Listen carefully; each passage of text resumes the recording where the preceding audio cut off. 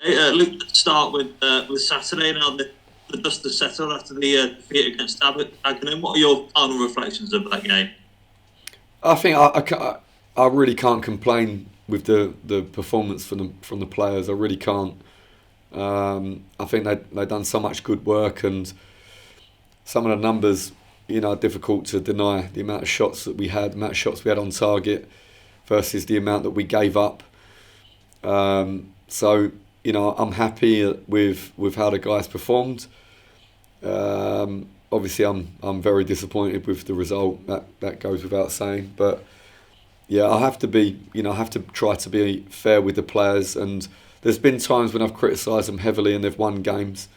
But I don't think this is a time for me to criticise the players for their performance. So did it add to the disappointment the fact that you played so well and just weren't able to find that second goal and come away with nothing in the end? Yeah, really difficult to accept. Really difficult to accept. But I think that over the course of the season so far, we've not underperformed very often. But football's wonderful because you can play very well, and nothing is guaranteed. There's nothing given. You have to earn every single thing you have to earn. And on the day, we somehow didn't manage to put the ball across the line. Many players done everything correctly, but some great performances and some bad luck from our point of view prevented us from being able to win the game. After the game, Aidan Baldwin was sent off. I'm assuming that's a two-match ban for him, if I'm right. Yeah, yeah. Two-match ban. So how big a miss will he be for the next two games? Yeah, I think he's an important player for us for sure. But Aiden's been out the team before, and we've coped without him. I think just recently he came out in the Yeovil game, and whilst I don't think the performance was top from the entire group, it wasn't a terrible performance. In the end, of course, we won 4-1. So I think that we can survive without Aiden, but it would be preferable that everyone is available, and then I can select what team I think is right for the game. But yeah, this is very disappointing to not have a player who is fit, to be able to play because he lost control of his emotions.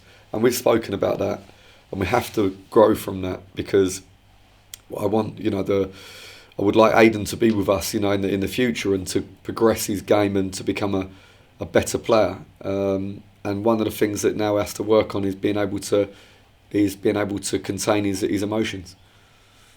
It sounds like a couple of other players lost their emotions a little bit and lost control of their emotions. It says a lot about the occasion and the intensity of this league, particularly with the top two going at it at the moment. That the players, when they lose a game in that manner, that they do lose control. How do you combat that? Well, I think it's really important that I'm clear that I felt like they played on the pitch with great control.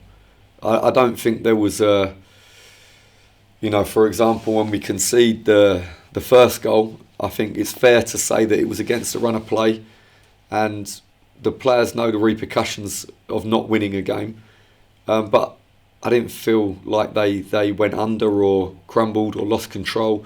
And then I thought the second half performance, they built pressure, and they on the whole they denied a very good team with a lot of pace in it. They denied Dagenham almost any chances really. So I think they played the game with real control, but it was after the final whistle that they lost a bit of composure. But I'm not concerned that the players on the pitch are looking like they're feeling pressure and playing in a negative way. I think that they're playing on the pitch in a really good way. I think the last two performances at home have been fantastic. But yeah, we have to learn that even from the moment we arrive at the stadium to the moment that we leave, we're still performing, and we have to make sure that we're in control of everything we do. So yeah, it's a something to learn from, but I don't think it's like a huge issue that is preventing us from playing well. You said before that you watched the game back on from Saturday. You might have seen that there was a couple of big decisions that didn't go your way on the day. And I'm just wondering, Luke, whether there's an argument for big games like that, whether there should be more experienced and more qualified referees for those types of games, particularly after some of the decisions that didn't go your way. And there was an incident last night in the Chesterfield game which didn't go Chesterfield's way either. I just wonder what your thoughts are on that. Well, I don't want to make victims out of myself or the players, and so I choose to tell the playing squad that we have to control the bits that we can control, and that means that we shouldn't concede a goal, and we should make sure that we score more goals. And throughout the course of the campaign, we've done that pretty well, and that way we protect ourselves from becoming victims. Like we done something, but it was unfair, and somebody stopped us. I have my opinion that I feel like that there was certainly at least one, for me, very clear penalty, and I accept that you don't always get clear penalties and that, but it seemed like the referee's in a very good position. There's not too much of a difficult decision, I don't think, personally, and then there's one or two others that are maybe I can understand more. The referee may be unsighted or isn't convinced of as much contact or something along those lines, but there's one for sure that. But like I say, we're really choosing not to talk about it too much as a group. I'm happy to answer your questions, absolutely I am, but I really want to keep the group protected in their mentality that it's down to us, and we have to put the game out of reach so that decisions like this cannot affect the overall outcome of the game. Yeah, that's on the. Wrexham are now top, of course. It's out of Notts County's hands now for the time being. How do you and your players react to that after what happened during last night's game? I think that we didn't talk about it for a start. It's not a subject that we raise as a group, but we can, of course, now try and focus on the next performance and try to prepare well to win that game, so that we can at least guarantee that we'll remain close. If we do that, it's the only thing that we can try and focus on. We know that Wrexham are an incredible team, and that if we want to have any chance at all, that we have to maintain our levels right till the end. Like the defeat on Saturday, you spoke about how well you played and how you were really happy with the performance. How do you maintain those high standards of the performance even after a defeat, and not allow players' heads to drop after a tough defeat on Saturday? Make sure those standards are still high. Yeah, that's a big part of my job. Is I have to give context to the players and try to give them the reality. And in this game, thankfully for me, was easier to demonstrate how well they done. It's easier to demonstrate with video action, and also with like pure numbers, in terms of what they achieved in their performance. So of course the main one is goals for and against, and there's no point trying to pretend that's not the most important one, because it is. But at the same time, if we allow ourselves to feel like everything that we've done is wrong and that we're in a bad place and we deserve to lose the game because we played so poorly, that would be irresponsible of me, and it would be unfair on the players. And again, I know I've said before, but a number of times we've had difficult meetings after a game, and they're often games that we've won, and they're often games that we've won by a 2 or 3 goal margin. But the meeting has been difficult, and players are incredibly brave to be able to watch in front of the teammates and accept that they could have done better.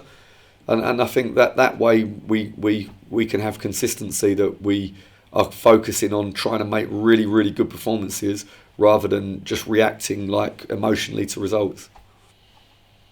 Go again on Saturday, we're at Bromley. Difficult opponent and a difficult pitch as well with their 3G pitch. Yeah, absolutely. We know we're in for a really tough game. We know that, and we need to try to make it a tough game for them. We need to try and have a really good game plan, and like I always say, we have to go there and make a really good performance out. We play as well as we can play. I'm sure that we're a tough team to play against for everybody in the division, and we have to try to focus on that. Of course, we are preparing already, and we're looking at the opposition and how that they can be very effective against us, and how we're going to combat that. To say, is the onus on yourselves now to keep those standards high, despite defeat at the weekend, make sure they keep those high standards, because they didn't really put too much wrong on Saturday, and I suppose it's about making sure that they're doing all those same things right and try and get a win next week. Yeah, and we began the campaign in a certain mindset that we were going to be holding ourselves accountable for our performances, and we're going to make sure that we prepare thoroughly in the training pitch and take those training sessions into games, and we'll analyse how we're doing, and we've done that from the very beginning, and I don't think now is a time to change that process, and just continue to analyse how we're playing and how we're performing individually, and be honest with that. And that at this point of the campaign, I think it's fair to say, like, it's a good sample size of information that we have to say, okay, we know if we do X, Y, and Z that we are very competitive, and we have to remain focused on that. Good stuff. Appreciate your time as always, Luke, and all the best for Saturday. Thank you very much. Thank you. Thanks very much. Hi, Luke. I'm just going to start with obviously Saturday at Bromley. So it's 5 more tough fixtures this month. So spoken a lot about player mentality in recent weeks. Just how important is that going to be, having suffered a setback in your last game?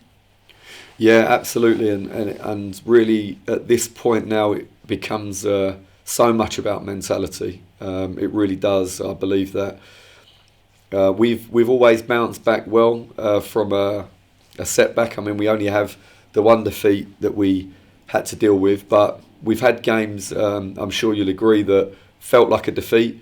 Games that we've drawn, that we've been leading, and things like that, and that gives you that very similar feeling, that sinking feeling of a defeat. And now we have a real defeat that we have to deal with, and you're quite right. We have to now show as a group the mentality that we have, and see if we can bounce back immediately with a good performance and a good result. Yeah, and one of those results that did feel like a defeat when it was a draw was against Saturday's opponents. But you have admitted that you are a huge fan of Bromley and the way that they play. But what do your side need to do differently in the away fixture compared to what you did in the home one? Well, I feel like we should have scored. I believe I think Mackie hit the crossbar immediately, almost after the first goal, and I think that was the point that the game probably would have gone away from Bromley. As good as they are, I feel like we probably would have been able to then control the rest of the game more comfortably. And we, of course, it's a very obvious thing to say, I'm sure, but we have to take our chances against this side because they're mean and they don't give you too many. So when they do come along, we have to take them. They're brilliant at managing the game in the way that they want to manage the game. They're very smart. So we need to try to take ownership of the game as much as we can, because the two sides don't particularly prefer each other's styles, and that's why it's a great contest, because they're very, very good at what they do, and I think we're quite good at what we do, but there are quite contrasting differences between the two setups, and like I say, we really think a lot of them and respect them, but on the day we have to try to take more control as much as we possibly can, and we are going to have to be clinical. I've just had a look at your away form this year, and it's 13 wins, I think, and it's 4 more when you compare it to last season. Just what has been the reasoning behind your success away from home this season? I feel like we have one mentality as a group to try to establish ourselves on the game, and not be concerned whether we're home or away, only concerned in trying to make the game look how we want it to look. I think that's the most important thing that for us that we've done. You know, with different groups, you can get an idea of what they can and can't do, and whether the mentality of the group is more fragile or less fragile. But I think the way we've approached the away games with this current group of players has been ideal for them. I feel like really at home we could have won more games. I think that the Yeovil home game was a missed opportunity, because I think Yeovil played brilliantly that day, but we did create a lot of chances. I think the Dagenham game is a game where we created a huge amount of chances. We should have won those two. So, I think that the home and away form should look very, very similar. I think it does look very, very similar, but even more so probably if I'm being really fussy and that. So I think that's the idea about playing away from home, is that we try and establish ourselves on the game as quickly as we possibly can and take control of it. I think the biggest thing to deal with is different surfaces away from home. We have a very consistent pitch at Meadow Lane. It's barely changed from the opening game of the season, because we're extremely spoiled with the investment on the pitch and also the incredible ground staff. So at home we know the pitch and how it plays. Away it's a bit more tricky. And then you've had a week to prepare, and when we spoke after full time on Saturday, I asked about the preparations for this week, and it was focusing on blending in those new players with Jody and Connor. How has preparations for that gone this week? Yeah, we're trying to get plenty of understanding in training, and with using video footage for the players that have been with us more recently, and I feel like the guys are really committing to the work and trying to understand and get up to speed with what the rest of the group have been doing already. So I'm really happy with that, and we train on Astro turf pitch today to try and acclimatise ourselves in better. So yeah, everything at the moment, the preparations are going well. And then just finally from me, it might be something that I'm perhaps looking a little bit too far into, but I'm just going to ask it anyway. So Carl Robinson was sacked as Oxford United boss last week. And I was just wondering whether there was perhaps a recall option in Jody Jones's loan agreement with you, whether that could have an effect on anything at all. Honestly, I don't know the exact answer on that one, is the truth. But we'll certainly be doing everything that we can to convince Jody to stay here. And so I mean, that's something that I'm sure people at the club know. But it's not one that I'm aware of at the moment. So if there is a scenario there, we would be doing everything we can to try to keep Jody with us.